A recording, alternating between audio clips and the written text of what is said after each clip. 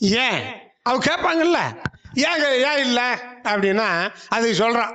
இப்போ நீங்கள் பாரம்பரியத்தில் பாருங்கள், கேபியில் பாருங்கள், எங்கள் ஆர்மையாக இருந்தார் கேபியில் பாருங்கள், எத்தனையோ வித முறையில் பாருங்கள்.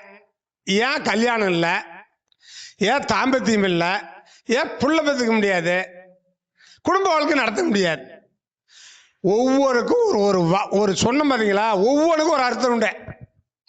ஒரு ஆணா பிறந்தாலும் பெண்ணா பிறந்தாலும் வீரியம் வேணும்.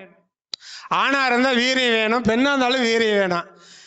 அந்த டிஎன்ஏன்னு சொல்கிறோம் இல்லையா, அந்த டிஎன்ஏ பலமாகணும்ல. அப்போ இந்த ஜாதகத்தில் நாங்கள் எங்கள் சுகர்நாட்டை சொல்கிறோம், ஒரு ஆண் ஜாதகத்துலேயோ ஒரு பெண் ஜாதகத்துலேயோ 3ஆம் அதிபதி நீசமானாலும் 3ஆம் அதிபதி நின்ற நட்சத்திர அதிபதி 6, 8, 12 போனாலும் ஆணா இருந்தால் வீரியம் இருக்காது.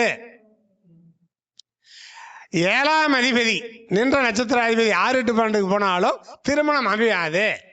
5ஆம் அதிபதி நின்ற நட்சத்திர 6, 8 போனாலும் புள்ள பெற்றுக்க முடியாது.